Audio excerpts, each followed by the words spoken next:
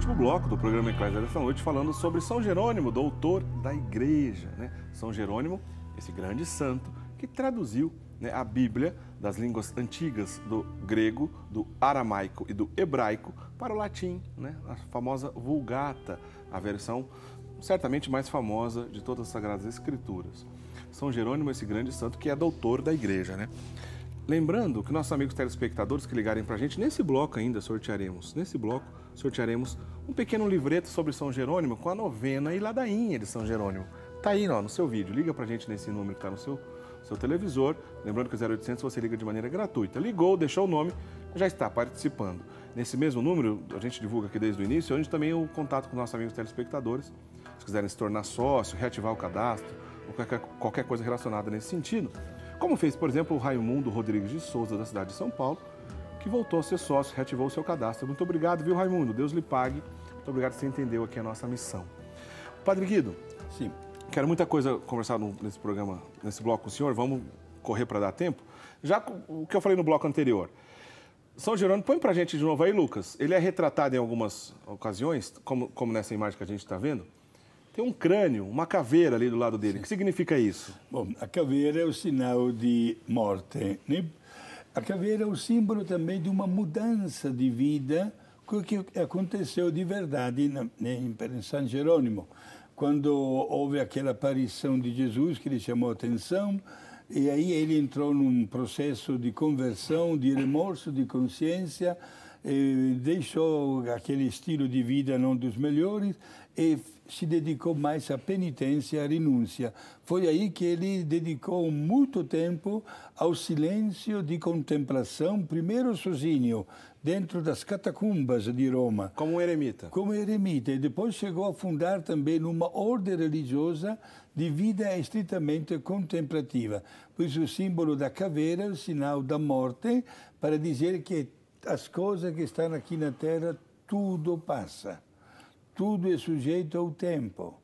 E tantas vezes, quando se pensa na morte, até hoje a lição é sempre válida, temos a capacidade de mudar a vida. Talvez seja um sinal assim de que ele viveu intensas mortificações. Sim, nesse sentido, Padre Guido, também? Passou de um excesso, não digo de um excesso para o outro, mas a mudança dele foi mesmo radical. Por isso ele escolheu o silêncio, não participou mais de uma vida mundana, digamos assim, né?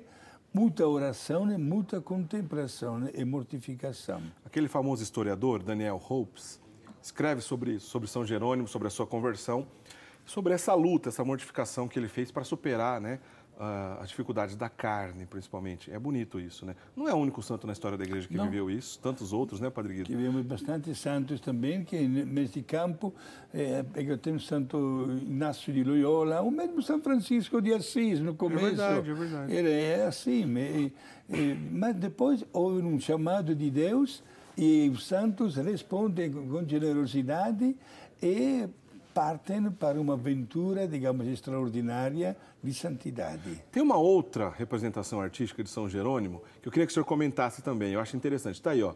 Ali ao lado, né, tem um leão. Né? Nesse caso, nessa imagem, é um leão negro, né? Mas sim, tem algumas outras pinturas que é um leão mesmo, quando a gente conhece, bem bonito, dourado. Por que aparece esse leão em algumas pinturas ao lado de São Jerônimo? Bom, vamos agora, tem algumas explicações lendárias, digamos assim. Uma diz que o leão representa a grande força da pessoa de Jesus. Portanto, representaria a mesma pessoa de Jesus. Certo? Até porque ele mesmo, São Jerônimo, apresentou o nosso Senhor Jesus Cristo através das Sagradas Escrituras. Exato. Certo. E depois tem uma lenda que diz que este leão estava ferido, havia um espinho na pata dele, e São Jerônimo tirou este espinho da pata e acabou dominando este leão que lhe fazia até companhia. Certo. Então, essas duas ocasiões, ou ele ajudou lá o leão com o problema do espinho na pata, sim, ou a simples representação de nosso Senhor Jesus Cristo, que, aliás, é um título de Cristo, né? O leão da tribo de Judá, né? Exato, é um título muito bem acertado também. Ô Padre Guido, sim, eu prometi aqui no bloco anterior que o senhor falaria sobre isso. Eu acho essa história interessante da gente contar outros pormenores da vida de São Jerônimo. Sim. O dogma, o segundo dogma proclamado sobre a Virgem Maria na história da Igreja aconteceu no ano 639. Sim. Né? O primeiro foi No 431, com o Concílio de Éfeso, que proclamou Nossa Senhora Theotokos, Mãe de Deus. Mãe de Deus. O segundo foi no 639, foi o Concílio Romano que definiu a segunda grande verdade de fé a respeito de Maria, isto é, a virgindade de Maria, afirmando que Maria permaneceu virgem antes, durante e após o parto de Jesus e não teve outros filhos. São Jerônimo viveu, portanto, antes ainda da proclamação desse dogma da virgindade perpétua de Maria. Mas ele tem uma colaboração interessante sobre isso. Conta pra gente, Padre Guido. Sim, exato. O evangelista Mateus, quando fala do nascimento de Jesus, usa estas palavras. Ninguém quis abrir as portas para hospedar Maria, que estava nos últimos dias de gravidez. E assim está escrito no Evangelho, Maria depositou na manjedoura o seu filho primogênito. Está escrito assim. Esta palavra primogênito, para tantas pessoas, soa muito bem. Para outros, sobretudo para os nossos irmãos protestantes, não soa bem, porque eles dizem que se Jesus é o filho primogênito, significa que depois vieram os outros. Aí atacam exatamente a virgindade de Nossa Senhora. Certo. São Jerônimo, gente, dentro das catacumbas, exatamente nas catacumbas de San Calixto, em Roma, que, entre aspas, são as catacumbas mais visitadas, ele estudava as várias frases que se encontravam nos vários túmulos. Não esqueçamos que as catacumbas de San Calixto são formadas por corredores que chegam até 18 quilômetros em 4 andares subterrâneos, certo, até 60 metros de profundidade. Gente encontrou um túmulo onde estava escrito, está de ser visitado até hoje, está escrito assim, em língua latina, né? Aqui descansa, tem o nome de uma mulher que veio falecer enquanto dava à luz ao seu filho primogênito. Primogênito. Então, se aquela mulher veio falecer no primeiro parto, não teve outros filhos depois. Por isso, a palavra primogênito não necessariamente obriga a pensar que teve depois outros filhos. Quer dizer, o primogênito será primogênito, independente se teve outros filhos ou não. Exato. E esse caso ficou claro, se a pessoa faleceu no parto do primogênito. Não teve outros filhos. Por isso, esse é o sentido que nós damos também quando se fala de Nossa Senhora, né? Nossa Senhora não teve outros filhos. E não esqueçamos, estamos diante de um dogma de fé pronunciado pelo magistério da Igreja e que defende a virgindade de Maria, repito, antes, durante e após o parto de Jesus. O nascimento de Jesus não afetou a virgindade de Maria. Interessantíssimo, Padre Guido. Está respondido. Olha, como algumas pessoas que estão ligando para a gente ficaram em dúvidas, esse assunto o senhor sempre fala aqui, mas não tem problema repetir. Rapidamente, para a telespectadora Maria Laura Rodrigues, de Campinas, e também para Maria de Lourdes Ribeiros da Silva, de Itapevi, que estão ainda em dúvida um pouco de dúvida da diferença da Bíblia protestante para a Bíblia católica, estão pedindo que o senhor repita, por favor, quais são os 7 livros que não constam na Bíblia protestante. Certo, não é difícil a resposta. É o livro de Tobias, o livro de Judite, os 2 livros dos Macabeus, o livro da Sabedoria, o livro do Eclesiástico e o livro do profeta Baruch. São os 7 livros que foram tirados pelos protestantes. Tá certo, Padre Guido. Sim. Quero agradecer a dona Paulina Cavalheiro, de Curitiba, Paraná, que acabou de se tornar sócia. Muito obrigado, dona Paulina. E também o Francisco Pereira Moura, da cidade de Itapajé, no Ceará. Obrigado mesmo por vocês nos ajudam a manter a nossa emissora no ar. Padre Guido, uma palavrinha sobre aquelas cartas que São Jerônimo escrevia para todo o clero. Como é que foi essa situação? O que ele escrevia? Olha, eu tenho certeza que São Jerônimo apreciou muito durante a sua tradução o trabalho do apóstolo Paulo, certo, que mandava cartas para todas as comunidades por onde ele passava, evangelizando, para manter viva a chama da fé. Jerônimo manda muitas cartas para o clero, de uma maneira especial, para que o clero possa professar a sua fé na íntegra, porque estavam acontecendo alguns episódios não dos melhores, especialmente do ponto de vista moral. Ele, portanto, através destas cartas, apresenta, digamos assim, a doutrina e, ao mesmo tempo, como verdadeiro pai, corrige os erros que estavam acontecendo. Tá certo. Nós falamos aqui que não foi só a Vulgata trabalho, apesar de ser o trabalho mais famoso de São Jerônimo, mas não foi a única coisa que ele escreveu. Comenta um pouquinho, Padre Guido, o que significa a vida dos 12 Césares que ele produziu. Mas uma bela obra literária de São Jerônimo, escreveu este volume, Vida dos 12 Césares. Parece um título de um assunto histórico, mas do Império Romano, né, onde reinava o César. Mas, na verdade, neste livro, ele apresenta a biografia e a obra de 135 autores cristãos, certo, partindo de São Pedro e chegando à pessoa dele, mesmo de São Jerônimo. Isto é, ele fez questão de deixar registrado para a história o bem e as obras que estas pessoas de grande destaque na vida cristã conseguiram realizar. São Jerônimo, como o senhor disse desde o começo do programa, gastou muito tempo da sua vida estudando as catacumbas, né? A vida e quais eram aqueles personagens, né? Aliás, o senhor estava explicando para a gente, qualquer dia, gente, nós vamos fazer o seguinte, nós vamos gravar a nossa reunião aqui antes do programa que a gente faz, porque às vezes o Padre Guido explica algumas coisas interessantes lá que não dá tempo de trazer para o programa. Mas em poucas palavras, por exemplo, nessas catacumbas, o Padre Guido estava lembrando que o túmulo de um sacerdote tinha uma certa fórmula geométrica e o diácono, por exemplo, tinha outro tipo de forma geométrica, né, Padre Guido? Sim. O sacerdote geralmente em forma retangular, e dos diáconos assim como um arco, né? Um arco, exato. Sim.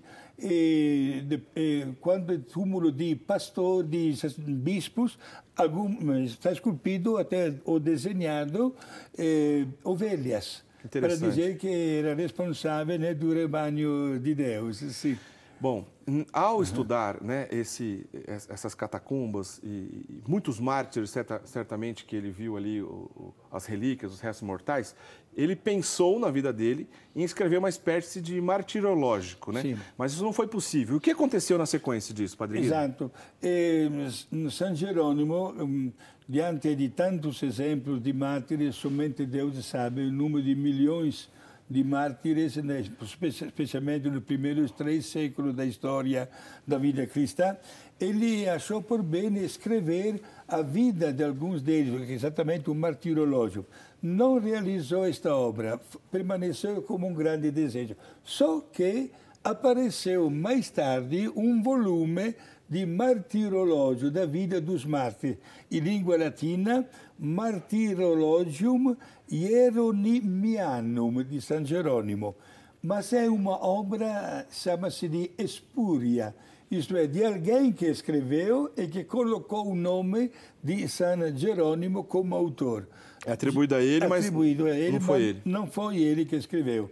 Porém, permanece também este aqui um documento para conhecer um pouquinho mais a vida daquelas pessoas que preferiram doar a sua vida humana para manter firme a fé que havia recebido através da graça do batismo.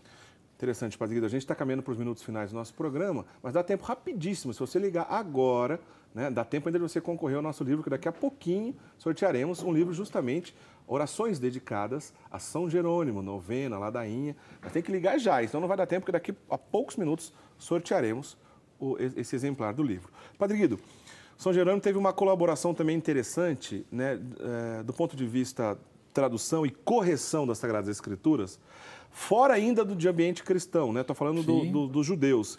Que colaboração foi essa, Padre Guido? Olha, podemos logo dizer, diácono Eric, que, além de traduzir de uma maneira escrupulosa os textos sagrados do hebraico, aramaico e grego para o latim, ele também enfatizou, através de algumas obras, a diferença entre os livros, digamos assim, protocanônicos da Bíblia dos hebreus com os livros apócrifos dos mesmos hebreus. Em poucas palavras, a Igreja Católica também fez esse estudo. Quando se tratou de definir os livros sagrados, a Igreja analisou tantos livros. Nós também temos os livros apócrifos, católicos, mas apócrifos, que a Igreja respeita, mas que não considera como divinamente inspirados. Agora, São Jerônimo analisou os textos em hebraico, da Bíblia hebraica, e notou que entre os livros, digamos assim, oficiais, autênticos, e os livros apócrifos, havia inúmeras contradições. Certo. Por isso ele chamou até atenção, porque, minha gente, a palavra de Deus não poderá nunca ser manipulada. É o grave risco que se corre até nos dias de hoje. Aquela pessoa, há poucos instantes, quis saber quais são os livros que os protestantes, digamos assim, não consideram como divinamente inspirados. Dê satisfação. Mas o problema de dar uma interpretação diferente, sobretudo a ousadia, desculpem esta expressão, que poderia alguém ficar até, não digo ofendido, a ousadia que existe hoje de colocar na boca de Jesus frases que Jesus nunca pronunciou, é gravíssimo. Porque quem não tem uma cultura bíblica acaba acreditando. E hoje existe, meus amigos, não precisa viajar para constatar, uma verdadeira proliferação de igrejas, onde se louva a Deus, e que Deus seja sempre louvado, né? Mas não em sintonia com a única igreja fundada por Jesus.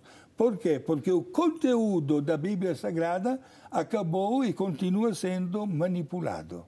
Tá certo. Bom, justamente São Jerônimo colaborou de maneira extraordinária para que mantivesse, né, uma única e aprovada tradução, justamente a Vulgata, que foi tão útil durante tantos séculos na igreja e é útil até hoje, grande São Jerônimo. Padre Guido, para encerrar, eu comentei rapidamente no início do programa nós comentamos, né, sobre o Papa Libério, que foi quem batizou São Jerônimo, sim, que foi o Papa da Basílica de Santa Maria Maior. Santa Maria Maior. É justamente nessa basílica onde descansam os restos mortais de São Jerônimo. Exato. Explica nesses minutos finais para a gente como é que essa basílica nasceu, qual foi o milagre que aconteceu. Nós já contamos isso em outra história, mas sim, vale a pena só repetir isso para a gente. Gente, esqueçamos o período de inverno no Brasil, que corresponde ao verão da Itália.